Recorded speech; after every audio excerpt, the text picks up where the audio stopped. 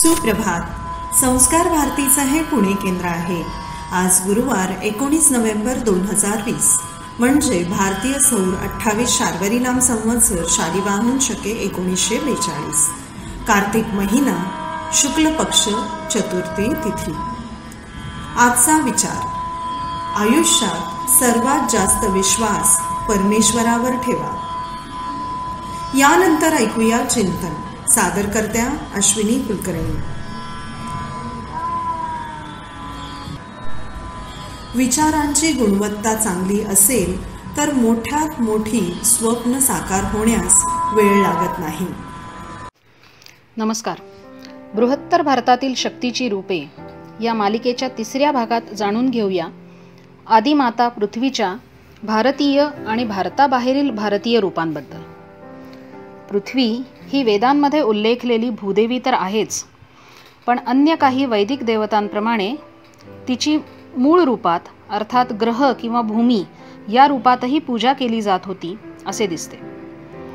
ते केवळ भूदेवीचे नाव नसून अग्नीप्रमाणेच ती मूळ रूपातही प्रकट झालेली वेदांमध्ये दिसून येते. ती या ग्रहावरील वनस्पती, प्राणी, पक्षी इत्यादी सर्व जीवांचे आणि मनुष्य मात्रांचे जनन, भरण पोषण आणि संवर्धन करणारी मानली आहे. पृथ्वी सर्वांची माता तर आकाश किंवा स्वर्गाची देवता द्योस हा सर्वांचा पिता असल्याचे वेदांमध्ये सांगितले आहे. पृथ्वी आणि द्योस हे आद्य माता पिता असून बाकीचे सर्व देव, मनुष्य इत्यादी हे द्यावा पृथ्वी या आद्य व अद्भुत युगलाची संताने आहेत.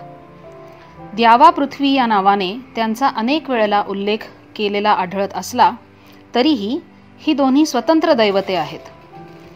आधी म्हटल्याप्रमाणे द्योस ही आकाशाची देवता पावसाचे सिंचन करून पृथ्वी देवतेच्या माध्यमातून सर्व सजीव सृष्टी जन्माला घालते आणि हे दोघे माता पिता एकत्रितपणे त्यांच्या संततीचे संगोपन करतात अशी फार हृद्य कल्पना आपल्याला वेदांमध्ये पाहायला मिळते.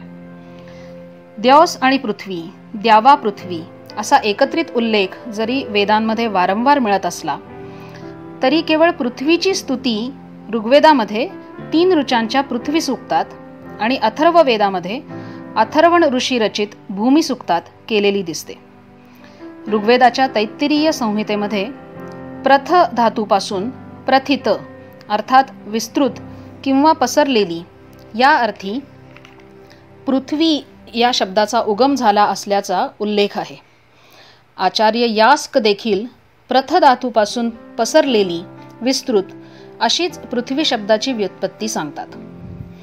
वेदांमध्ये पृथ्वीचे सर्व वर्णन भौतिक पृथ्वीला लागू पडणारे असेच आहे. या वर्णनाप्रमाणे पृथ्वी ही प्रचंड आकाराची, वनांचा, पर्वतांचा भार वाहणारी, दयाळू, क्षमाशील अशी मातृदेवता आहे. चेतन आणि अचेतन अशा सर्वांना धारण करणारी ही पृथ्वी अवकाश किंवा अंतरिक्षामध्ये भ्रमण करते. पुराणांमधील वेन राजाच्या कथेत मात्र वेनाच्या लोभीपणाला कंटाळून गायीच्या रूपात पलायन करणाऱ्या पृथ्वीचा उल्लेख मिळतो. भूदेवी गायीचे रूप घेऊन निघून गेल्यानंतर ओसाड वैराण झालेल्या लोकांत हाहाकार माजला.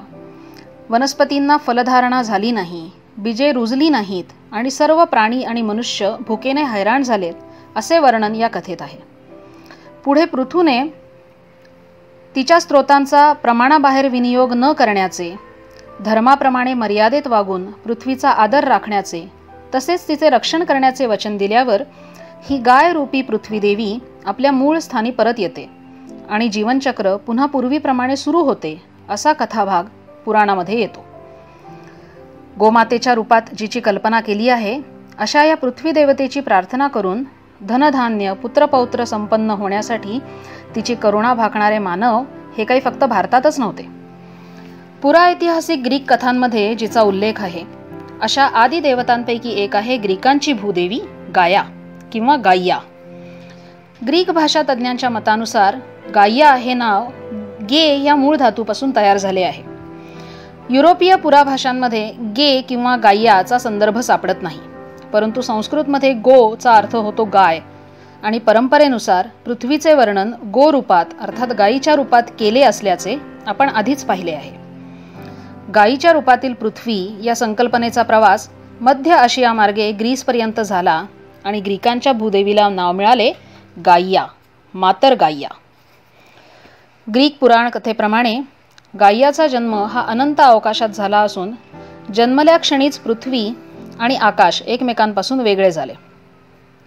तरीही गाइया ही भूदेवी आणि युरेनस हा आकाशाचा देव हेच दैवी मातापिता मानले जातात आणि समस्त चेतन अचेतन सृष्टी ही त्यांच्यापासून उत्पन्न झाली असेच ग्रीक मानतात. हा युरेनस पर्जन्य देव आहे आणि हे नाव उर्स अथवा वर्ष या मूळ संस्कृत धातूपासून तयार झाले आहे अशी साधारण मान्यता आहे. काही शास्त्रज्ञ युरेनस हे वैदिक पर्जन्य देव वरुण किंवा वरुणस याचे रूपांतरित नाव असावे असेही मानतात. चित्रांमध्ये गाइया ही जमिनीतून अर्धीच बाहेर आलेल्या स्त्रीच्या रूपात दाखवतात किंवा चेतनसृष्टीने अर्थात वनस्पती, प्राणी, फळे, फुले इत्यादींनी वेढलेली स्त्री या रूपात तिची कल्पना केली गेली आहे. दिमितर या कृषी देवतेच्या जोडीने गाइयाची पूजा होत असे. तिची कमीत कमी 3 मंदिरे ग्रीसमध्ये प्रसिद्ध होती असे संदर्भ सापडतात. क्राथिस येथील गे एरुस्थनासचे मंदिर यातील सर्वात पुरातन असावे. उर्वरित 2 मंदिरे स्पार्टा आणि अथेन्स या प्रसिद्ध शहरांमध्ये होती. त्याशिवायही अन्य ग्रीक देवतांच्या मंदिरांमध्ये गाइयाची वेदिकेवर प्रतिष्ठापित मूर्ती असणे ही अगदी सामान्य बाब होती. ग्रीसमध्ये गोपासून ज्याप्रमाणे गाइया बनली अगदी त्याचप्रमाणे रोमन भूदेवीबद्दलही म्हणता येते. संस्कृतमध्ये पृथ्वीचे आणखीन एक नाव आहे धरा. धारण करणारी या अर्थी ते पृथ्वीला लागू पडते. या संस्कृत धरा नावापासून रोमन नाव बनले आहे टेरा, जी रोमन लोकांची भूदेवी आहे. अर्थात हे झाले ग्रीक आणि रोमन या प्राचीन पाश्चात्य संस्कृतींबद्दल. मलेशिया आणि विशेषतः इंडोनेशिया या आग्नेय आशियाई देशांमध्ये पृथ्वी ही राष्ट्रदेवता मानली जाते. इबू परितवी किंवा माता पृथ्वी ही इंडोनेशिया आणि मलेशिया या देशांची राष्ट्रीय मूर्ती किंवा अवतार आहे. पुराण कालापासून मातृदेवता ही संकल्पना प्रत्येक संस्कृतीप्रमाणे आग्नेय आशियामध्येही होती. सुमारे 2000 वर्षांपूर्वी या प्रदेशात हिंदू धर्म पोहोचला. त्यानंतर ही मातृदेवता पृथ्वी याच नावाने ओळखली जाऊ लागली. आज बहुसंख्य मुसलमान लोकसंख्या असलेल्या मलेशिया आणि इंडोनेशिया देशात माता पृथ्वी किंवा इबू परितवी ही लोकप्रिय संकल्पना आहे. पृथ्वी देवतेची अनेक गीते आजही लिहिली आणि गायली जातात. इंडोनेशियाचे राष्ट्रगीत इंडोनेशिया राया मध्येही इबुका या नावाने तिचा उल्लेख येतो. मलेशियन राज्य सारावाकचे अधिकृत गीत आहे इबू परितिविकू. आज इथे पृथ्वी देवतेच्या मूर्ती आणि प्रतिमा जरी फारशा पाहायला मिळत नसल्या तरी जनमानसातील तिची प्रतिमा दृढ आहे. तेथील दूरदर्शनच्या जाहिरातींमध्येही तिची प्रतिमा ही सहसा इंडोनेशियन मुलांना ममतेने त्यांचा सांभाळ करणाऱ्या सुंदर इंडोनेशियन युवतीचीच असते. इंडोनेशियन युवा जनमानसाला त्यांच्या ह्या राष्ट्रदेवतेचा पोशाख आणि तिची प्रतिमा यांची पडलेली भूल आजही कायम आहे. इतर आग्नेय आशियाई देशांमध्ये सुद्धा पृथ्वी देवी प्रसिद्ध आहे. तिची नावे मूळ संस्कृत नावांवरून रूपांतरित झाली आहेत. ब्रह्मदेशात तिला वथुंदरा, वथुंदरी किंवा वसुंदरी नावाने ओळखतात. तर थायलंड आणि शेजारील ताय भाषिक देशांमध्ये ती तोरणी किंवा फ्रा माय तोरणी नावाने पूजली जाते.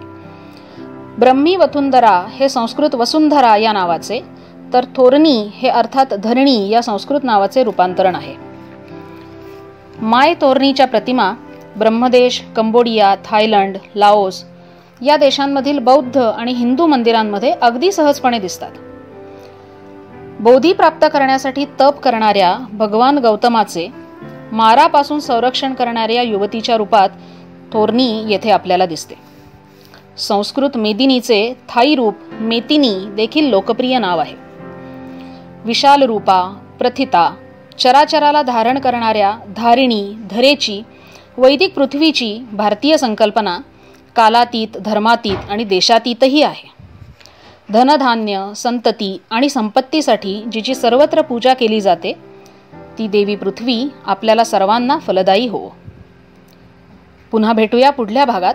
शक्तीच्या आणखी एका रूपाबद्दल जाणून घेऊया. तोपर्यंत मी शलाका गोटखिंडीकर आपला निरोप घेते. धन्यवाद.